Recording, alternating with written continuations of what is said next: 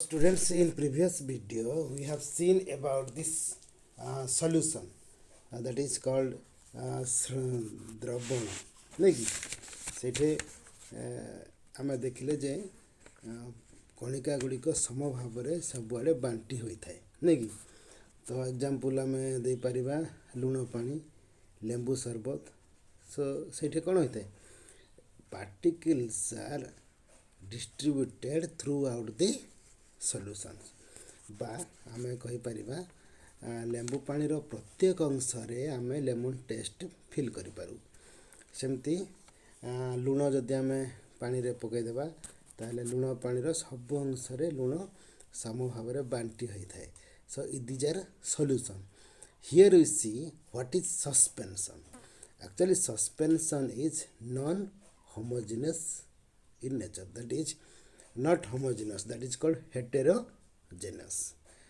We can see the muddy water जदि पानी रे किसी कादुओ पकईबा ताहले मध्य सेटा सस्पेंशन बोल कहि परिबा से पानी सबआड़े यदि घांटी देबा कादुओटा सबआड़े बांटी हो किंतु तार पार्टिकल्स गुड़िक टोटाली से भितर डिस्ट्रीब्यूट हो पारिबो नाही आम देखि परिबा we can see the particles on the muddy water mud particles similarly we can put some chalk in water so chalk water suspension so chalk water cannot be a solution it will be a suspension because solute particles do not dissolve and remain suspended throughout the bulk of the medium so a suspension is a we can define it what is suspension a suspension is a heterogeneous mixture in which the solute particles do not dissolve but remain suspended throughout the bulk of the medium. Particles of a suspensions are visible to the naked eye. आमे खाली आखिरे suspension रो particles Gudi को देखि परिबा. तो what are the properties of the suspension? Suspension रो धर्म कोन? Suspension is a heterogeneous mixture. नहीं कि suspension एक असम जातीय मिश्रण तापर आम कौन देखिपर the particles of the suspension can be seen in naked eye the particles आम जो कणिका गुड़िक सस्पेंशन कणिका गुड़िक आमर खाली आखि को देखा जाए the particles of A suspension scattered a beam of light passing through it and make its path visible माने suspension कणिका गुड़िक suspension मध्य गति करुवा रश्मि गुच्छ को विच्छुरित करिथांती जहाँफल सस्पेंशन मध्य आलोकर गतिपथ दृश्यमान होता है तुम जब चक वाटर नेब से चक वाटर सार chalks are not dissolve in water but they are suspended through out the bulk of the medium ताले चक गुंड गुड़िक आम देखिपर खाली आखिरे जदि से टर्च पकेबा से कौन they scatter the beam of light so we can the path of the light will be visible in the chalk water suspension okay तो chalk water suspension कहबा chalk water को solution हमें कहि परिबा नहीं किंतु sugar water is a solution salt water is a solution okay so particles of a suspension scatter a beam of light passing through it and make the path visible माने जदि suspension रो particle गुड़िक से भितर थांती कणिका गुड़िक देखा जाती जोटा खाली आखिरे आम टर्च पकेले से गुड़िकर लाइट आम पाथटा देखिपर नेक्स्ट देखा the solute particle settle down when suspension is left undisturb जदि आम किछि समय स्थिर भाव रखीदेबा ताले इठे सॉल्वेंट आउ सॉल्यूट बोले जोटा कम परिमाण रे जोटा द्रवीभूत होई नथिबो सेगुड़िक आम देखिपर सेगुड़िक सॉल्यूट आउ सॉल्वेंट माने जोटा बेसी थिबो नै कि माने बेसी परिमाण रे जोटा थिबो दैट इज कॉल्ड सॉल्वेंट सेमती वाटर को आम सॉल्वेंट कहि परिबा आउ मड्स और chalk powders these are solutes कहि परिबा so when you keep the suspension for some time remaining undisturbed जदि आम अनडिस्टर्ब करवा स्थिर भाव रखीदेवा ताले सस्पेंशन पार्टिकल्स गुड़िक तले buses So they can be separated from the mixture by the process of filtration. When the particles settle down, the suspension breaks and it does not scatter light anymore. ଯେତେବେଳେ ଆମେ ସସ୍ପେନସନ୍କୁ ସ୍ଥିର ଭାବରେ ରଖିଦେବା, ମାନେ ଚକ୍ powder ହେଉ କିମ୍ବା ମଡି water ହେଉ, ସେଗୁଡ଼ିକ ଯଦି ଅନଡିଷ୍ଟର୍ବ ମାନେ ସ୍ଥିର ଭାବରେ ନଟ୍ ଡିଷ୍ଟର୍ବ କରିକି when we will keep that suspension for time and make it left undisturbed, then the particles will be settled down. ସେ କଣିକା ଗୁଡ଼ିକ ଧୀରେ ଧୀରେ ତଳେ ବସିଯିବ। ତାପରେ କ'ଣ ହେବ, ସେଗୁଡ଼ିକ ଆମେ ଫିଲ୍ଟ୍ରେସନ୍ କରିପାରିବା, ନାଇଁ କି? କଣିକା ଗୁଡ଼ିକ ପରିଶ୍ରବଣ ପଦ୍ଧତିରେ ଆମେ ପୃଥକ କରିପାରିବା। ଯେତେବେଳେ କଣିକା ଗୁଡ଼ିକ ପୃଥକ ହୋଇଯିବ, ସେ ସସ୍ପେନସନ୍ଟା ଭାଙ୍ଗିଯିବ। So when particles settle down, the suspension breaks, ମାନେ ସେଇଟା ସସ୍ପେନସନ୍ ହେବ ନାହିଁ, that will be a solution. So ଆଉ ଆଲୋକ ରଶ୍ମିକୁ ବିଚ୍ଛୁରିତ କରିପାରେ ନାହିଁ, ଆଉ you cannot see the beam of light passing through it. Okay, ତାହେଲେ ତୁମେ ସସ୍ପେନସନ୍ ବିଷୟରେ ଭଲ ଭାବରେ ଜାଣିପାରିଲ। ଦେନ୍ we see what is a colloidal solution. colloidal solution କ'ଣ, ଏ ବିଷୟରେ ଆମେ ଟିକେ ଦେଖିବା। colloidal solution, ତ colloidର କଣିକା ଗୁଡ଼ିକ ଦ୍ରବଣ ମଧ୍ୟରେ ସମାନ ଭାବରେ ଖେଳେଇ ହୋଇ ରହିଥାଏ। ଟିକେ ମନେ ରଖ, ଦେଖ what is the difference between suspension and colloidal solution. colloidର କଣିକା ଗୁଡ଼ିକ ଦ୍ରବଣ ମଧ୍ୟରେ ସମାନ ଭାବରେ ଖେଳେଇ ହୋଇ ରହିଥାଏ, ବୁଝିଲ। the particles of the colloids uniformly spread throughout the solution due to relatively smaller in size of the particles as compared to that of suspension. Mixtures appears to be homogeneous. ଏଠି ଦେଖ, ସସ୍ପେନସନ୍ର କଣିକା ଗୁଡ଼ିକ ଆଉ colloidalର ପାର୍ଟିକଲ୍ସ ମଧ୍ୟରେ କେଉଁଟା ବେଶୀ ସାନ? due to smaller in size of particles as compared to the suspension, ମାନେ colloidal solutionର particles ଗୁଡ଼ିକ ସସ୍ପେନସନ୍ର ପାର୍ଟିକଲ୍ ଗୁଡ଼ିକ ଠାରୁ ଆହୁରି ସାନ। so relatively smaller in size. in this mixture appears to be homogeneous. এটা homogeneous ଭଳିଆ ଲାଗେ, ସମଜାତୀୟ ମିଶ୍ରଣ ଭଳିଆ ଲାଗେ, but actually a colloidal solution is a heterogeneous mixture. okay, colloidal solution is a heterogeneous mixture. example ଆମେ ନେଇପାରିବା milk. because of smaller size of colloidal particles, ଏରା colloidal particles ବହୁତ ସାନ ଥିବାରୁ we can see them with naked, ଆମେ ଖାଲି ଆଖିରେ ଦେଖିପାରିବା, but these particles can easily scatter a beam of visible as observed in activity 2.2. this scattering of beam of light is called the Tyndall effect, also the name of scientist who discovered this effect. ମାନେ Tyndall effect कहती ଆମର ସେଇ ଯେଉଁ ଆଲୋକକୁ ବିଚ୍ଛୁରଣ କରିଦେଉଥିଲା, ଆମେ ଏଟାକୁ Tyndall effect ବୋଲି କହନ୍ତି। ସେ ବୈଜ୍ଞାନିକଙ୍କ ନାମ ଅନୁସାରେ ଏହା ହେଲା Tyndall effect. so the scattering of beam of light is called Tyndall effect after the name of scientist John Tyndall ବୋଲି ଜଣେ ବୈଜ୍ଞାନିକ, ତାହାକୁ ସେ ଡିସ୍କଭର କରିଥିଲେ, ଜହନ୍ Tyndall. ଓକେ, ତାକୁ ଡିସ୍କଭର କରିଥିବାରୁ ସେ ତାର এই ପ୍ରୋସେସଟାକୁ ନା କହିଲେ Tyndall effect ବୋଲି କହିଲେ। Tyndall effect can be observed when fine beam of light enters a room through a small hole. ତମେ ଦେଖିଥିବ ଖରାଦିନେ ତମର ଯଦି ଚାଳ ଘର ହେଇଥିବ କିମ୍ବା ଆଜବେଷ୍ଟ ହେଇଥିବ, ଯଦି ଛୋଟ କଣା ଥିବ, ସେଇଠି ତମେ ଛୋଟ ବିମ୍ ଅଫ୍ ଲାଇଟ୍ ଯଦି ସନ୍ରେସ୍ ପଡ଼ୁଥିବ, ସେଇଠି ତମେ ବହୁତ ଗୁଡ଼ିକ ପାର୍ଟିକଲ୍ସ ମାନେ ଧୂଳିକଣା ଗୁଡ଼ିକ ଦେଖିପାରିବ ବୁଲୁଥିବାର। Okay, that is called Tyndall effect. this happens due to the scattering of light by the particles of dust and smoke in the air. तो आमर Tyndall effect कहेंगे आमर एयर रे डस्ट पार्टिकल्स रहुची, स्मोक पार्टिकल्स रहुची, सेगुड़ी को सब बड़े घूरी बुलुथांती नहीं कि। तो when a light beam of light passing through air roof, then the small side this small particles of the dust and smoke are visible to you. These are called Tyndall effect. Okay, here A and B two solutions are there. Path of beam of becomes visible in B देखो से B B रे B bottle रे B beaker रे देखा जाउचे एठे path of light becomes visible आउ एठे visible होनी.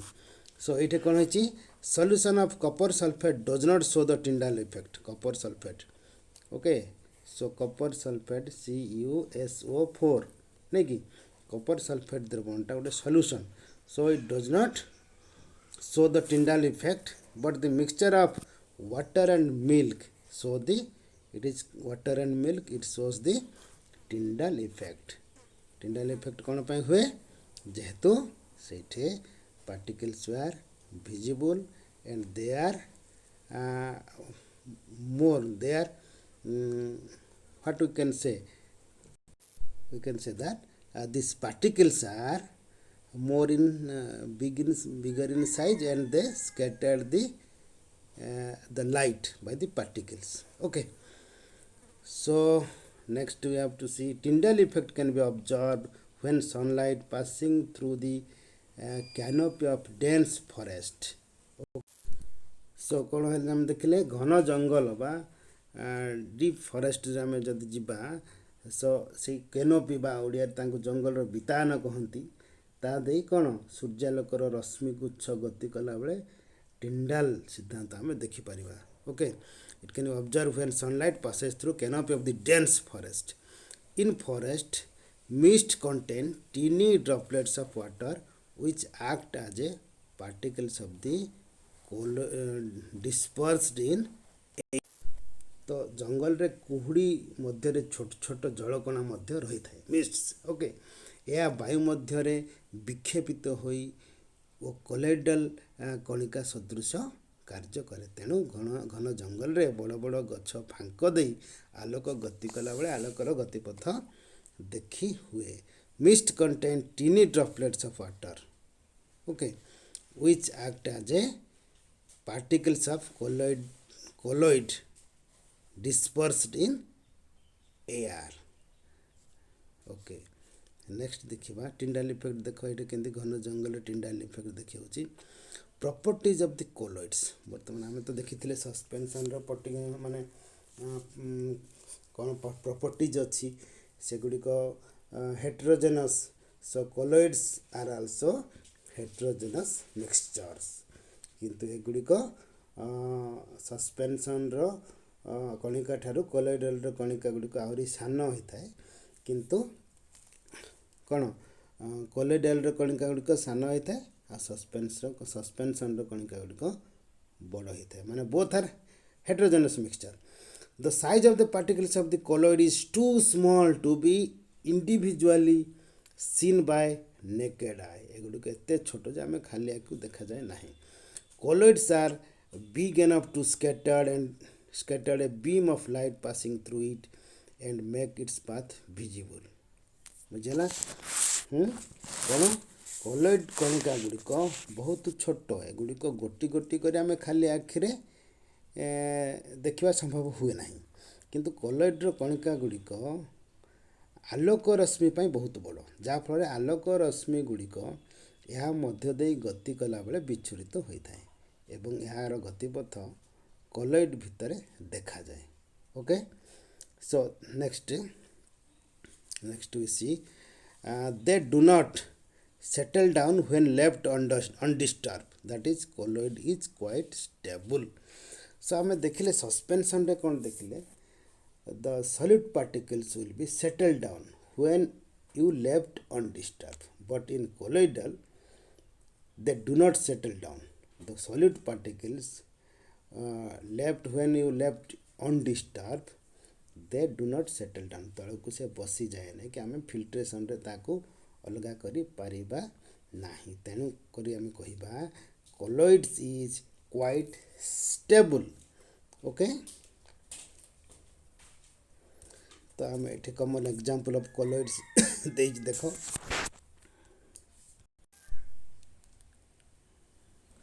तो आम देखिले कौन they cannot be separated from mixture by the process of filtration हम फिल्ट्रेशन रे से अलग करि परिबा नहीं but special technique of separation known as centrifugation रे हमें we can use to separate the colloidal particles. So colloidal particles को हमें centrifugation method रे हमें अलग करि परिबा आउ सस्पेंशन रो पार्टिकल्स गुडी को फिल्ट्रेशन रे हमें अलग करि परिबा तापर हमें देखिबा व्हाट इज डिस्पर्स फेज आउ डिस्पर्स मीडियम ए दुटा जिनिस तमने निहात जानिया दरकार The component of colloidal solutions are the dispersed phase and dispersion medium. The solute-like component or the dispersed particles in colloidal form the dispersed phase. देखो इठे कौन the solute-like component or the dispersed particles in colloid form the dispersed phase. So dispersed phase माने ओडिया रे ता कहंती विक्षेपित प्रावस्था. सो कोलोइडीय द्रवणर उपादान गुड़िक दुई प्रकार गोटे है डिस्पर्स्ड फेज आ गोटे है डिस्पर्सन मीडियम. तो कोलोइड आकार थिबा द्रव सदृश उपादान बा विक्षेपित कणिका गुड़िक विस्तारित भावे भासी बुलुवा माध्यम को विक्षेपण माध्यम बा डिस्पर्सन मीडियम कहती. So the particles, the components in which the dispersed phase is suspended is known as dispersion medium. Very good. ये देखो dispersion medium माने सीटा अधिक परिमाण रे थिबो dispersed phase रे solute particle थिबो. Dispersion medium रे तारो amount of the particles will be more. Example हमें देई परिबा colloids are classified according to the states solid, liquid, gases, the dispersing medium and dispersed phase. A few examples are given below. आम तले example गुड़िक देखी कही परिबा Kota dispersed phase रे अछि और dispersion medium रे अछि. Example देखो एरोसोल कहती कौन जिते बड़े फग कुहड़ी देखी घन कुहड़ी बा बादल क्लाउड आउ घनीभूत बाष्प बा मिस्ट बोले कौन घनीभूत बाष्प. सो ये कौन हम लिक्विड इज डिस्पर्स्ड फेज आउ डिस्पर्सन मीडियम इज गैस माने आमर जिते मेघरे किसी लिक्विड थिबो ताको आमे कौन घन कुहड़ी बोली कहबा नहीं कि माने बादल जोटा बाहर बुलुथबो सेठी क्लाउड्स रे मेघरे कौन अच्छे किसी लिक्विड रही थाए गैस रे जदि लिक्विड थिले ताको आमे कौन कहबा एरोसोल कहबा. सो लिक्विड आमर होची सेठे बा कुहड़ी रो एग्जांपल दे परिबा बा बादल रो एग्जांपल दे परिबा. क्लाउड इज ए कौन colloidal solution in which liquid is suspended in gas नहीं कि जल बिंदु गुड़िक आमर गैस रे बा एटमॉस्फेयर घूरी बुलू थांती जोटा तेणु से गुड़िक होची colloidal solution in which liquid dispersed phase रहे और डिस्पर्सन मीडियम रे गैस थाए. सेमती आ गोटे एग्जांपल आम दे परिबा एरोसोल आ गोटे कहती कौन सॉलिड इन गैस माने सॉलिडटा कम परिमाण रे थिबो गैसटा बेसी परिमाण रे थिबो. एग्जांपल स्मोक बोले जो धुआं ऑटोमोबाइल एग्जॉस्ट बा मोटर गाड़ी रो निर्गत बाष्प धुआं रे कौन थाए रे सॉलिड पार्टिकल्स जोटा आमर थाए सेटा कम परिमाण रे थाए आउ गैसटा बेसी परिमाण रे थाए तेणु ताको आम कहबा solid is dispersed phase and gas is dispersion medium. ठीक बुझे पार्थो. तापर आम देख सेविंग क्रीम बोले तुम भल भाव जाच आमर क्षर होता क्रीम नहीं कि सेठे कौन गैस सस्पेंडेड इन लिक्विड माने गैसटा लिक्विड भाव सस्पेंड गैसटा कौन लिक्विड सस्पेंडेड होगी थाए. सेमती आम क्षीर बा फेस क्रीम बा आमर जो क्षीर एग्जांपल नहीं पारिबा ताकू कहबा आम इमोल्सन बोले कौन सेठे लिक्विड रे सस्पेंडेड होगी थाए. सेमती देख तुम सेविंग क्रीम तुम जब सेलून को जब जीव से गोटे फोम टाइप जिनसा देव से गैस सस्पेंडेड लिक्विड से बाहर करके तुम मुहर लगे सब गैस माने सब फेण टाइप हो फोम हो तेणु फोमटा हूँ कौन गैस सस्पेंडेड लिक्विड। तापर देखा मड मड गोटे इम्पोर्टाट जिन कादुओ कादुओ कौन था कादुटा को आम कोलोइडाल सल्यूशन तो बोली कहवा बा कोलोइडाल सल्यूशन कहीं कहवा से दीटा जिनस थाए कादुओ नहीं कि किछि माटी गुंड थाए आ पानी मिसिले कादुआ हो जाए नहीं कि कादुओर सृष्टि होता है। So how this mud forms because of solid suspended in liquid माने जोटा कम परिमाण थाए सेटा सॉलिड बा माटी गुंड आ बेसी परिमाण थाए पानी तेणु आम solid suspended in liquid so solid को कहवा डिस्पर्स्ड फेज आ लिक्विड कहवा लिक्विड को कहवा बा जल को कहवा आम डिस्पर्सिंग मीडियम। सेमती आम एग्जांपल आम दे परिबा गोटे फोम रबर स्पंज एगुड़िक गोटे फोम टाइप सेटा कौन थाए गैस सस्पेंडेड इन सॉलिड। देख आम साधारणतः स्पंज देखा स्पंज भितर बहुत गुड़े गैस थाए तेणु गैस कम परिमाण थाए सॉलिड अंश बेसी थाए तेणु से कहते फोम से gas suspended in solid. So sponge rubber foam these are example of colloid solution. Similarly gel जमती जेली चीज बटर माने जेली चीज माने छेना आ बटर माने लहुणी तुम जान से जेल टाइप थाए जेल कहुए से कौन लिक्विड सस्पेंडेड इन सॉलिड माने लिक्विड अंश कम थाए सॉलिड बेसी थाए से जेल बोली कहते तुम जेल साधारणतः जान जेल जेली एगुड़िक सब। तापर आउ गोटे देखा सॉलिड सोल कौन रे देख सॉलिड सोल माने माने रंगीन पत्थर गुड़ाक coloured gemstone milky glass milky काच सेटा कौन कठिन रे कठिन बा solids are suspended in solid. So these are examples of colloids. मु भावुची तुम कोलोइड्स आउ सस्पेंशन भितर डिफरेन्सटा जानी पारिथिबो। Try to answer the questions given in this page. Difference between homogeneous and heterogeneous mixture तुम एगुड़िक भल जान homogeneous आउ heterogeneous mixture विषय ट्राई टू डिफरेंस इट टे हिंट्स देवी कौन homogeneous रे पार्टिकल्स गुड़िक सम भाव में सबुआड़े बांटी हो रही था। इन heterogeneous mixtures particles cannot dissolve in the solution नहीं कि how are solution and suspension difference from each other एटा भी तुम निजे बुझे ना ये देख difference between homogeneous and heterogeneous mixture is given here.